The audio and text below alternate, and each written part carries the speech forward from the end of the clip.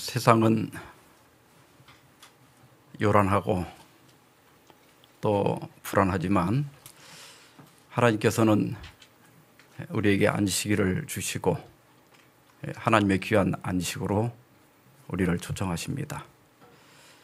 이 자리에 오신 여러분, 또 화면을 통해서 가정이나 또 홀로 예배에 참여하신 여러분께 하나님께서 마련하신 안식의 그 평강이 마음에 가득하기를 주의 이름으로 축원합니다.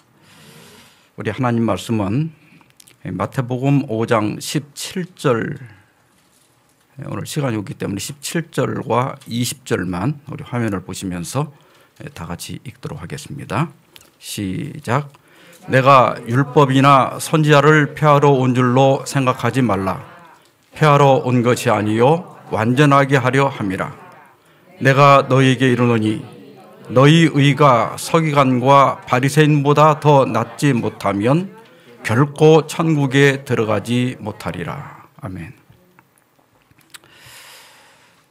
오늘 저는 마태복음 5장 17절 또 20절을 본문으로 해서 바리새인보다 더 나은 의, 이런 제목으로 말씀을 드리고자 합니다. 오래전부터 값싼 은혜에 대한 많은 논쟁이 있어 왔습니다. 어떤 사람은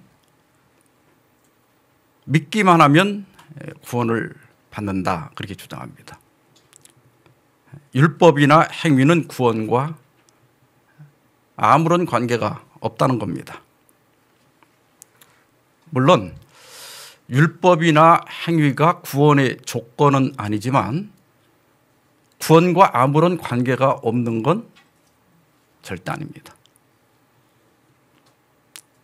더 극단적인 주장도 있는데, 한 번 구원을 받으면 그 후에 어떤 삶을 살든 반드시 구원을 받는다는 거예요.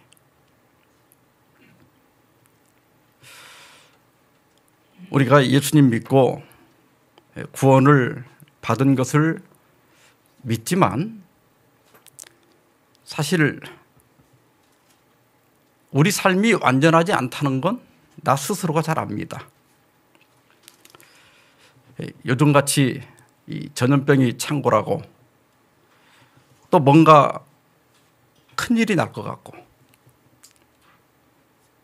혹은 이러다 예수님 또 우리 생각보다 더 갑자기 빨리 오시는 거 아니야?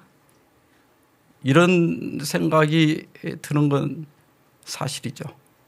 근데 문제는 그런 생각이 들 때, 그러면 예수님이 갑자기 오신다면 내가 구원받을 수 있을까? 아마 여기 자신할 수 있는 분이 별로 없을 거예요. 다 불안한 게 사실입니다. 이럴 때 믿기만 하면 구원받는 거야. 네가 어떤 삶을 살든 한 번 구원받았으면 영원히 구원받은 거야. 이런 주장은 매우 달콤하게 들립니다. 근데 중요한 것은 교리가 달콤하다고 해서 그 달콤한 교리가 우리를 결코 구원해 주는 것이 아니라는 사실입니다. 오래전에 스펄전 목사님은 이러한 주장들을 값싼 은혜다 그랬어요. 값싼 은혜라는 말은 하나님의 은혜가 시장에서 팔리는 값싼 물건처럼 팔려나간다는 의미이다. 침례와 죄의 용서가 너무나 가치 없는 것으로 전락되어 고의적이고 의도적인 죄를 범한 죄인에게 회개하라는 호소 대신에 위로와 격려의 말들이 무책임하게 난발되고 있다. 아주 중요한 지적입니다. 다 괜찮아. 하나님은 절대적인 사랑의 하나님이셔. 그래서 믿음이 중요한 거지 우리의 행위가 중요한 게 아니야. 이런 말들이 꽤 우리 이 불안한 마음에 안정감을 주는 건 사실이지만 거기 위험이 내포되어 있는 사상입니다. 그 결과 오늘날 그리스도인들은 많지만 참된 그리스도인들은 적은 그런 교회가 됐고 세상이 되었습니다. 예수님은 내가 율법이나 선지자를 폐하러 온 줄로 생각지 말라. 폐하러 온 것이 아니요 완전하게 하려 함이라 그랬습니다. 여기 율법이나 선지자는 구약 성경을 가르치는 상용어입니다. 유대인들은 구약 성경을 율법, 선지자 그리고 시편 이렇게 나눴어요. 이제 히브리어로는 그냥 글들, 시편은 글들. 근데 이 세 가지를 다 얘기하지 않고 구약 성경을 가르칠 때 통상적으로 율법이나 선지자, 율법과 선지자 이렇게 성경에서 자주 이야기를 합니다. 근데 예수님께서 왜 이런 말씀을 하시는가 하면 유대인들은 특히 바리새인들은 예수님께서 율법을 폐하거나 파괴하고 있다고 공격을 계속했거든요. 예를 들어서 예수님께서 여러 번 안식일에 병자를 고치셨죠. 또 예수님의 제자들이 그 안식일에 밀을 비벼 가지고 이제 먹었단 말이에요. 또 유대인들은 식사를 하기 전에 반드시 결례라고 하는 걸 해요. 이게 손 씻는 거. 지금 보면 굉장히 좋은 거잖아요. 바이러스도 예방하고. 근데 사실 그 식사 전에 손 씻는 게 우리가 말하는 대로 위생적인 건 아니에요. 대단히 위생적인 것도 조금 포함되어 있지만 굉장히 의식적인 거예요. 그래서 물이 없을 때는 이렇게 신용만이라도 해야 되는 거예요. 밥 먹기 전에. 물이 없으면 그 소용이 없잖아요. 그런데 이렇게 손 씻는 신용을 하고 밥을 먹어야 율법을 지킨 거지 그거 안 하면 저놈 율법을 안 지켰다 이렇게 비난을 했거든요. 이제 그런 것들과 이제 예수님께서 이제 계속 싸운 겁니다. 그래서 예수님의 이 말씀은 내가 그 구약의 십계명이나 또 국가의 법을 폐하러 온 것이 아니라 오히려 완전하게 하러 오셨다 이렇게 얘기했어요.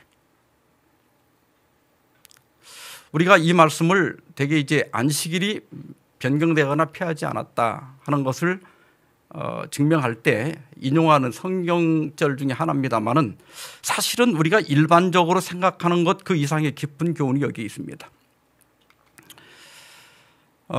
모세가 하나님께 받은 말씀을 토라라고 그래요.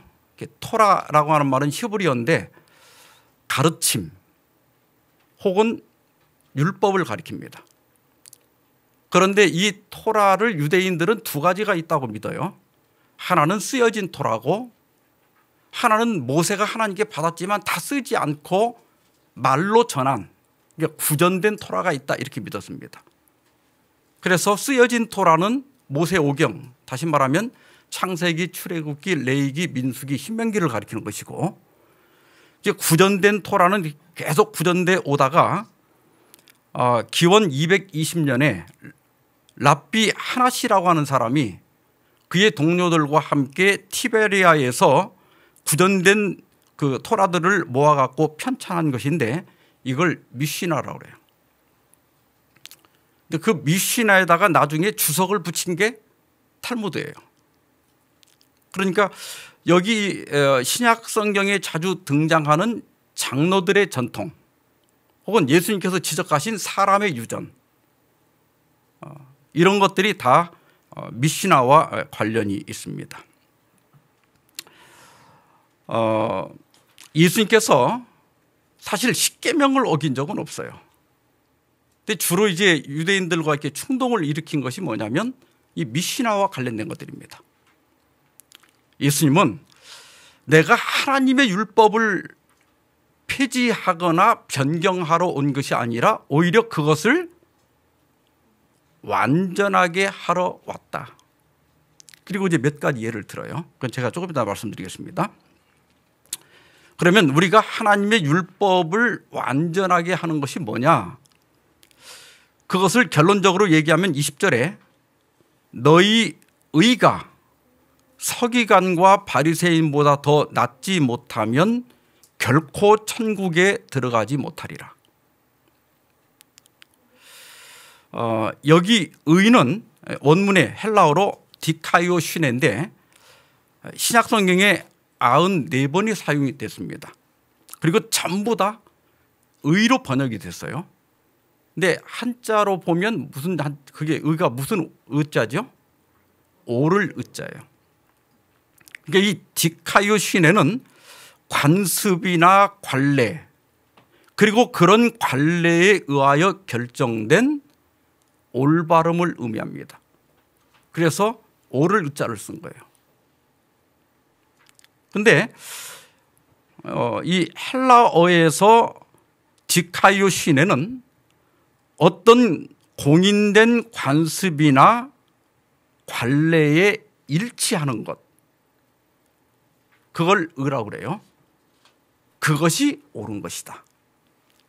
그런데 바리새인들의 관점은 그 의가 뭐냐면 전승된 미시나에 일치하는 것을 의라고 생각한 겁니다. 그런데 예수님은 그렇게 바리새인들이 믿고 가르쳤던 그 의보다 더 나아야 천국에 들어갈 수 있다. 하나님 나라에 들어갈 수 있다. 그렇게 말씀하신 거예요. 그러면서 이제 마태복음 5장 21절부터 47절까지 십계명과 모세의 율법에서 몇 가지 사례를 들면서 너희가 들었으나 나는 너희에게 이르노니, 이걸 아주 후렴구처럼 계속 반복을 해요. 그러니까 통상적으로 서기관과 바리새인들이 가르치고 해석했던 것을 그 율법을 주신 원저자가 재해석하는 거예요. 오늘 제가 말씀드리고자 하는 포인트는 아니지만 이 더 나은 의를 이해하기 위해서 몇 가지만 조금 설명을 좀 드려보겠습니다. 먼저 마태복음 5장 21절에 옛사람에게 말한 바 살인하지 말라, 누구든지 살인하면 심판을 받게 되리라 하였다는 것을 너희가 들었으나, 십계명이죠. 그러면서 나는 너희에게 이르노니 형제에게 노하는 자마다 심판을 받게 되고, 유대인들은 자기들을 이렇게 지배하고 있는 로마인들을 굉장히 미워했죠. 그런데 그 로마인뿐만 아니라 자기 동료라 할지라도 자기 사상과 맞지 않으면 마음대로 미워하고 멸시해도 된다. 살인만 안 하면 된다. 이렇게 생각했어요.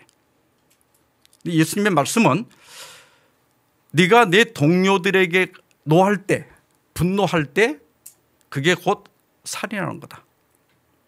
그리고 내 형제에 대하여 락하, 이 락하라고 하는 말은 그 군대에서 장교가 자기한테 인사 안 하는 병사에게 욕하는 말이에요.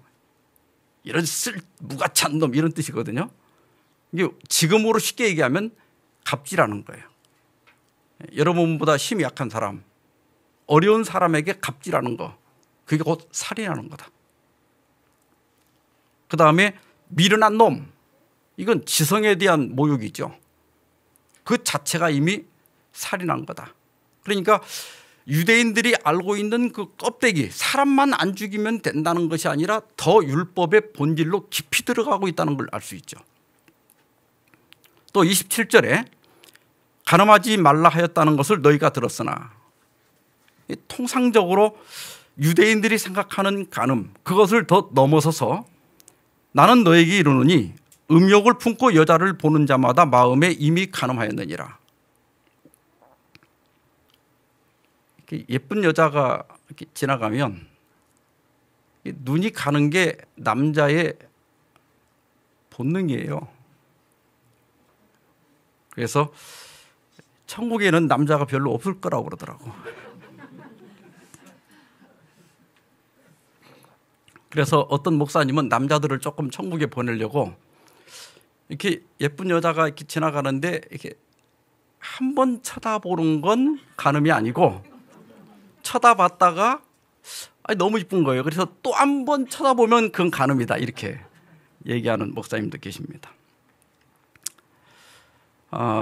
근데 사실 여기 그 간음이라고 하는 말이 헬라어로 에피쉐메오인데 히브리어로는 하마드하고 같은 뜻이에요. 근데 이 에피쉐메오는 어떤 것을 마음에 둔다, 혹은 열망한다, 혹은 탐낸다 이런 뜻이에요. 근데 이 하마드라고 하는 그 단어가 10번째 10계명의 10번째 계명에서 내 이웃의 소유나 아내를 뭐라고 그랬죠? 탐내지 말라 할 때 그 말과 같은 말이에요. 그러니까 예수님께서 여기서 음욕을 품고, 이 말은 탐낸다는 말하고 관련이 있는 거예요. 예수님은 10번째 계명을 염두에 두고 하신 말씀이에요. 우리가 생각하는 그런 음욕이 아니에요. 다시 말하면 우리에게 성욕이 일어나는 것은 죄가 아니죠. 그건 우리의 본성이에요. 그런데 그 성욕을 제어하지 않을 때는 간음한 죄와 똑같다는 거예요. 여자가 아무리 이뻐도 이렇게 만지면 안 되죠. 그 제어를 해야지. 내가 좋다고 그 상대방이 원치 않는데 내가 일방적으로 이렇게 만지는 건 성추행이에요. 그죠? 그건 간음한 죄와 똑같다는 거예요. 그런 의미예요. 성욕을 제어하지 않는 거. 또 뭐 여기 직접적인 말로는 남의 여자를 탐내는 거. 또 여자를 하나의 인격적인 존재로 보는 게 아니라 하나의 욕정의 존재로만 보는 거, 이런 것들이 다 뭐예요? 간음하는 거와 똑같다. 그러니까 상당히 표상적인 것이 아니라 더 깊이 들어가는 것을 알 수가 있습니다. 그 다음에 31절에 누구든지 아내를 버리려거든 이혼 증서를 줄 것이라 하였으나, 사실 모세 율법에 이 말씀이 있는 것은 여자를 보호하기 위한 거거든요. 그 당시 여자가 이혼을 당하면 먹고 살 길이 없는 거예요. 그래서 이혼 증서가 있으면 이혼했다는 게 확실하기 때문에 재혼이 가능하기 때문에 그 이혼당한 여자를 보호하기 위해서 주신 일시적인 율법이에요.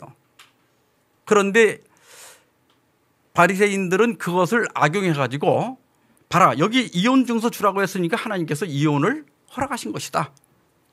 그래서 아주 사소한 거, 예를 들면 이렇게 여자가 좀 자기가 생각할 때 천박하다, 그 수치스러운 일, 민수기 14장의 수치스러운 일을 좀 천박하기만 해도 그걸 핑계로 이혼할 수 있었고, 밥을 태워도 그걸 핑계로 이혼할 수 있었어요.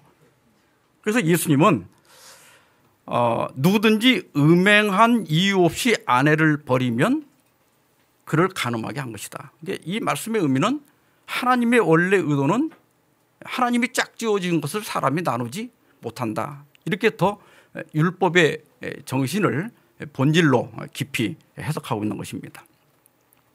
또 이제 맹세하는 거, 그 다음에 38절에 눈은 눈으로 이는 이로 갚으라 하였다는 것을 너희가 들었으나, 이게 여러분 잘 아시는 대로 바벨론의 하무라비 법전에 나오는 그 법인데, 이걸 이제 탈리오 법칙이라고 그래요.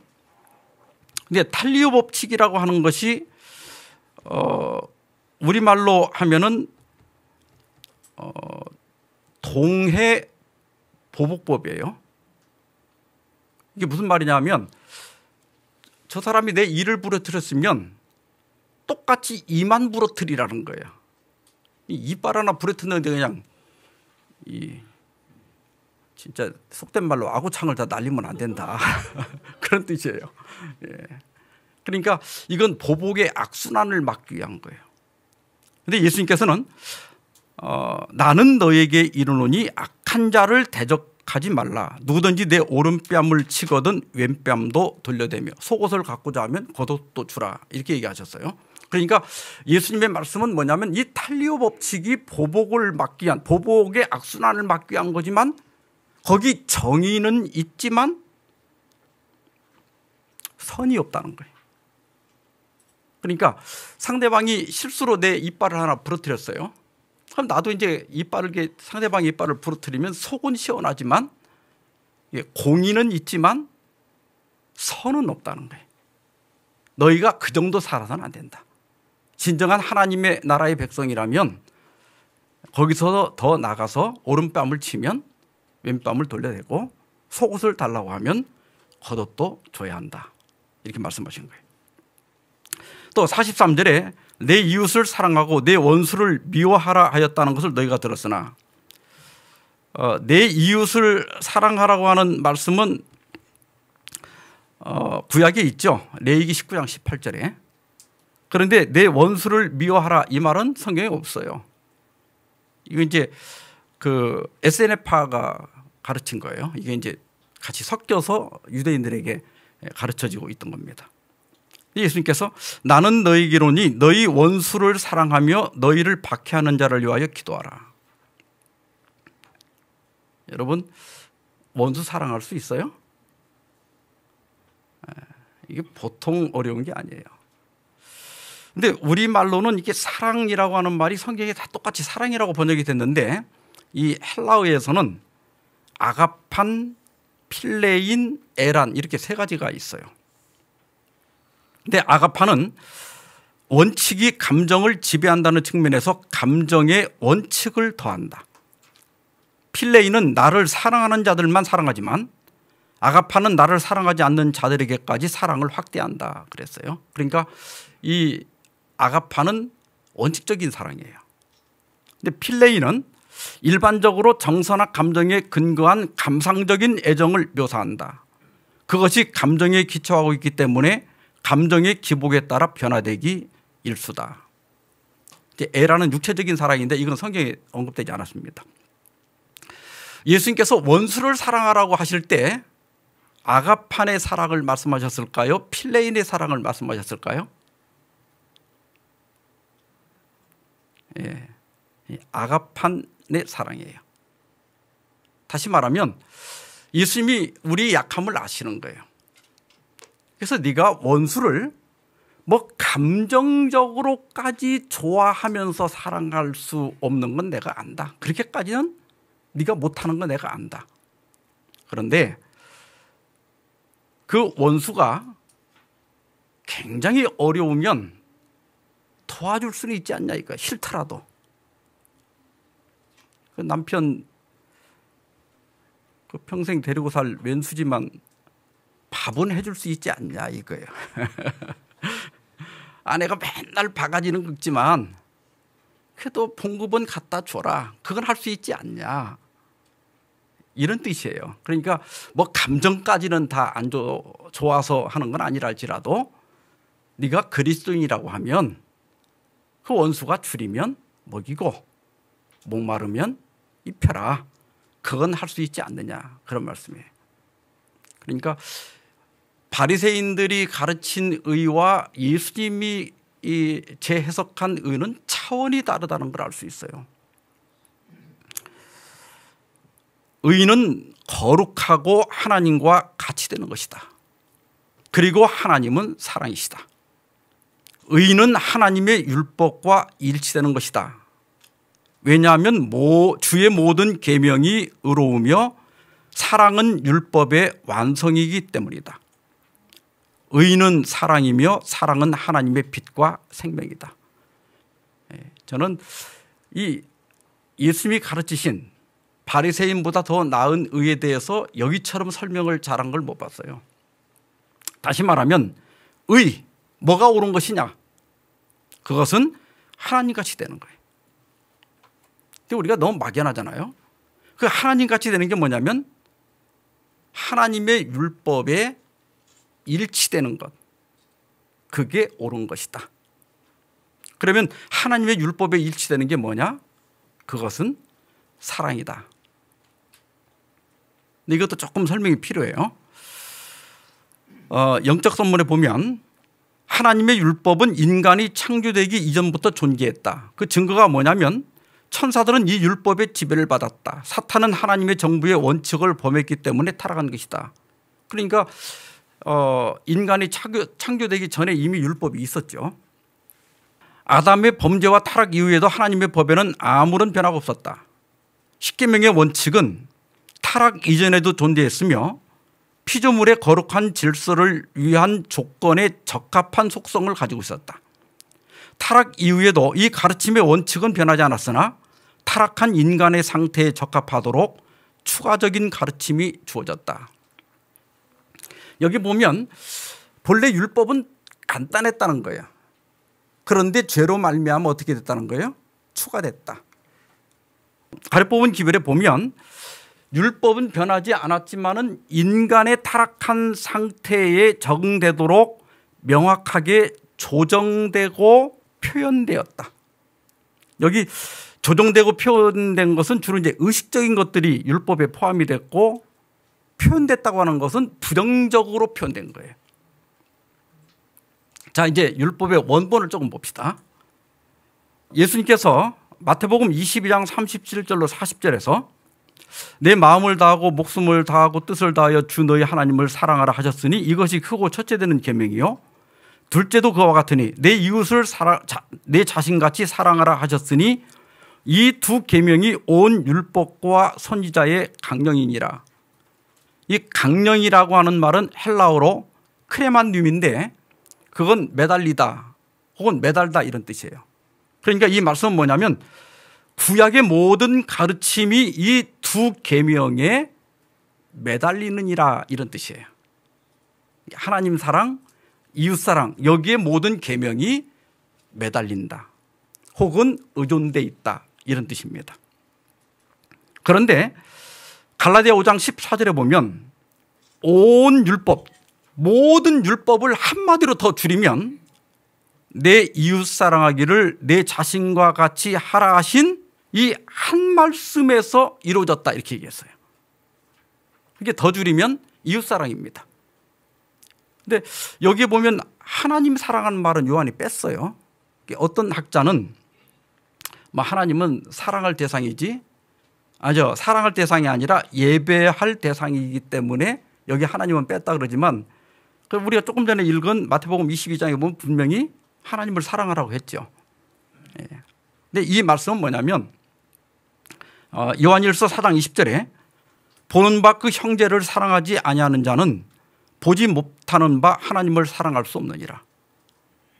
그러니까 하나님을 사랑하는가 안 하는가는 뭘 보면 안다는 거예요. 우리 동료 인간을 사랑하는가 안 하는가를 보면 알 수 있다는 거예요. 이게 더 요약하면 내 이웃을 내 몸같이 사랑하라는 거예요. 그래서 로마서 13장 10절에 사랑은 율법의 완성이니라. 이 완성이란 말은 성취니라. 율법의 성취다. 율법의 충만이다. 자, 그래서 여기 도표에 저 위에 보이는 사랑, 그 사랑을 나누면 하나님 사랑, 이웃 사랑이 원본이에요. 그런데 우리 인간이 죄를 범하고 본성이 타락해서 연약해졌기 때문에 하나님께서 추가해 주신 것이 십계명이에요. 그런데 하나님께서 이렇게 추가하실 때 인간의 악한 본성 때문에 소극적으로 주셨어요. 이게 표현이 부정적으로 됐어요. 하나님 사랑에 대한 계명을 보면 첫째 계명에서 넷째 계명에 보면 다 하지 말라고 하라는 안식일 하나예요. 그죠? 또 이웃 사랑에 대한 것들도 부모를 공경하라만 하라고 나머지 하지 말라요. 왜냐하면 무엇을 하라는 것보다는 요거 하지 말라는 게 훨씬 쉽기 때문에 그래요. 그래서 대부분의 종교의 계율들이 하라는 방식보다는 하지 말라는 방식으로 만들어집니다. 불교에는 이 기독교와 똑같은 계율이라고 하는 게 있는데 우리 율법이라고 그러는데 보통 남자 승려를 비구라고 그러잖아요. 남자 승려가 하지 말아야 할 게 250가지예요. 근데 여자는 비군이라고 그러잖아요. 근데 여자는 더 많아요. 348개예요. 근데 이제 일반인들은 이걸 다 지킬 수 없기 때문에 일반 불자들에게는 5가지만 하지 말라고 그래요. 불살생, 살아있는 것을 죽이지 마라. 불투도, 도둑질하지 않는다. 불사음, 배우자 이외의 이성과 부정한 정교를 맺지 않는다. 불망어, 거짓말을 말하지 않는다. 불음주, 술을 마시지 않는다. 요즘 이제 그것들을 지금에 맞도록 불살생 했는데 남을 때리거나 죽이지 마라. 뭐 불투도, 남의 것을 훔치거나 뺏지 마라. 불싸움, 성추행이나 성폭행하지 마라. 불망어, 남을 속이거나 욕하지 마라. 불음주, 술을 취해 행패를 부리거나 흡연으로 남을 괴롭게 하지 말라. 이렇게 가르칩니다. 그런데 윌리엄 바클레이는 하지 말라로 구성된 종교는 결국 실패로 끝날 수밖에 없다 그랬어요. 안 하는 것을 목표로 하는 종교는 사람을 진정으로 변화시키는 게 아니라 형식적인 사람으로 만든다는 거예요.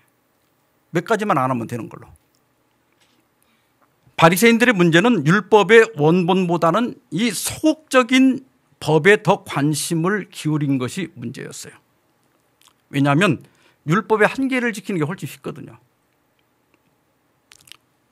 어떤 여기 관리, 누가복음 18장에 보면 관리가 나오는데 다른 성경에 보면 법관이라고도 돼 있고 관원이라고도 돼 있죠. 이 부자라고도 돼 있고, 이 사람이 와서 내가 무엇을 해야 영생을 얻습니까? 물었을 때 예수님께서 그 소극적인 십계명을 얘기하십니다. 하지 말라, 하지 말라, 하지 말라, 하지 말라. 그러니까 이 부자 법관이 뭐라 그래요? 그건 내가 어려서부터 다 지켰습니다. 근데 예수님께서 너한테 아직도 한 가지 부족한 것이 있으니 내게 있는 것을 뭐라 그랬어요? 다 팔아 가난한 자들에게 나눠주라. 여기서 이제 막힌 거예요. 그러니까 여러분, 영생 얻고 싶으면 내 재산의 10%를 팔아서 나눠주라. 그건 좀 할 수 있을 것 같아요? 뭐 10% 정도는 좀 할 것 같아요. 우리 쉽게 뭐 11주 떼는 거 많이 했잖아요. 50%를 팔아서 나눠주라고 하면 조금 고민은 되지만 그래도 영생 얻는 거니까 조금 뭐 아직도 반이 남았으니까 해볼 만 할 거예요. 80% 나눠주라고 하면요. 힘들지만 그래도 영생을 얻는 거니까 조금 어떻게 노력할 거예요. 예수님 뭐라고 그랬죠?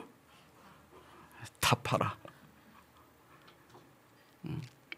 그러니까 이 부자 법관은 하지 말라는 거에는 자신이 있었어요. 그것만 안 하면 되니까. 근데 이게 다 팔으라고 하니까 여기서 막힌 거예요. 또 베드로가 주님, 형제가 나한테 죄를 범하면 몇 번이나 용서하여 주리까? 7번까지 하오리까? 유대 랍비들은 그 아모스 1장 3절이나 2장 1절에 보면 하나님께서 내가 다메섹에 서너 가지 죄로 말미암아 그 벌을 돌이키지 않겠다. 그래서 요 3번까지는 용서하지만 3번이 넘어가면 용서 안 해도 된다. 이렇게 가르쳤거든요. 베드로는 거기다가 곱하기 2를 한 다음에 또 플러스 1까지 해가지고 완전한 7번을 제시했는데 예수님은 7번을 70번까지라도 할지니라. 이 말은 뭐예요? 77은 49, 490번만 하라는 말이에요? 이건 무제한이에요. 예수님은 율법의 원본을 얘기한 거예요. 자, 저 위에 있는 율법이 원본이라고 그랬죠? 근데 십계명이나 미시나는 더해진 율법이에요. 우리의 연약함에 맞추기 위해서 하지 말라는 조항으로 만든 거예요. 유대인들은 저 원본으로 나아가려고 하지 않고 원본은 가려버린 거예요. 그리고 이 소극적인 율법 몇 가지 지킨 것으로 자부심을 가졌고 그것을 자기의 의로 삼고 그것을 자랑하려고 했기 때문에 예수님에게 질책을 받은 거예요. 예수님이 오셨을 때 그런 종교가 만들어낸 모습이 바로 바리새인들의 모습이에요. 오늘날도 우리가 이런 몇 가지 하지 말라는 거, 거기까지 하나님이 어디까지 참으시는가, 그래서 하나님이 참는 데까지만 딱 안 하고 이제 하나님의 그 참는 데까지 넘어가면 이제 다시 이기적인 자아로 돌아가려고 하는 게 우리 인간의 본성 속에 있는 거예요. 이런 사람들이 되게 바리새인처럼 돼요. 인터넷에 보니까 교회에서 가장 무서운 사람들이 있더라고요. 새벽기도에 오래도록 한 번도 빠지지 않고 참석한 집사님들의 눈길이 무섭습니다. 그분의 머릿속에는 새벽기도에 빠진 목사와 장로들의 빠진 횟수와 날짜가 정확하게 기록되어 있습니다. 11조를 정확하게 꼬박꼬박하는 신자의 눈길이 무섭습니다. 그분의 머릿속에는 11조를 빼먹거나 제대로 하지 않는 동료 신자들의 목록이 빼곡히 들어 있습니다. 40일 금식기도를 다녀온 권사님의 눈길이 무섭습니다. 그들의 시선에는 너는 왜 금식기도를 하지 않느냐는 무언의 질타가 섞여 있습니다. 무언가를 깨달은 안티가 무섭습니다. 그분의 몸짓에는 깨닫지 못한 어리석은 사람들을 향한 손가락질이 배어 있습니다. 새벽기도나 또 11조, 금식기도, 성경 연구가 잘못된 게 결코 아니죠. 문제는 우리가 이런 것들을 왜 하느냐 이거예요. 이런 걸 하면 할수록 우리가 점점 변화되어서 내 이웃을 내 몸처럼 사랑하기 위해서 이런 걸 하는 거예요. 그런데 오히려 나처럼 새벽기도 안 하는 사람에 대하여 정죄하거나 또 비판하거나 그들을 깔보게 된다면 우리는 이 소극적인 율법에 매여 있는 거예요. 율법의 본질을 보지 못하는 거예요. 예수님은 이러한 것들을 통해서 우리가 진정으로 무제한의 사랑, 몇 가지를 안 하는 정도, 또 몇 가지를 하는 게 아니라 제한이 없는 그런 사랑을 할 수 있는 사람으로 변화되는 것이 복음이고, 그것이 진정한 구원을 받은 것이고, 그런 사람이 하나님 나라에 들어간다는 겁니다. 아시시의 그 프란치스코에 전해지는 이야기들 중에 이런 이야기가 있습니다. 한 번은 프란치스코가 제자들과 40일 금식을 하고 있었어요. 근데 이제 금식 해보신 분들은 알지만 이 40일 금식은 목숨을 거는 거예요. 근데 이제 마지막 하루가 남은 39일째 되는 날, 젊은 제자 하나가 굶주림을 참지 못해서 스프를 한 숟갈 떠먹었어요. 이걸 보자마자 같이 금식하던 제자들이 눈을 부릅뜨고 그 젊은 제자를 노려보았습니다. 그런데 그 눈길에는 동정이나 안타까움이 아니라 분노에 가득 찬 이 정죄의 눈길이었어요. 그리고 이제 이 젊은 제자를 혼내주기를 바라면서 프란치스코를 바라봤습니다. 그런데 이 프란치스코가 혼내기는커녕 그 스프 있는 데로 가더니 수저를 들고 말없이 그걸 천천히 떠먹는 거예요. 제자들이 아주 경악을 했죠. 그때 프란치스코가 이렇게 얘기합니다. 우리가 금식을 하며 기도를 드리는 것은 모두가 예수님의 인격을 담고 그분의 성품을 본받아 서로가 서로를 참으며 사랑하며 아끼자는 것입니다. 저 젊은이가 유혹을 이기지 못하고 스프를 떠먹은 것은 죄가 아닙니다. 하지만 그를 정죄하고 배척하는 여러분들이야말로 지금 큰 죄를 짓고 있는 것입니다. 굶으면서 서로 미워하는 것보다는 실컷 먹고 사랑하는 것이 더 낫습니다.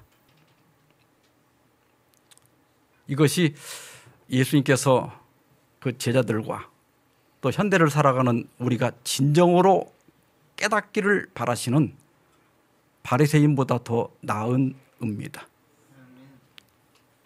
우리가 새벽 기도를 하고 성경을 연구하고 선교 활동을 하고 금식을 하고 나쁜 게 아니에요.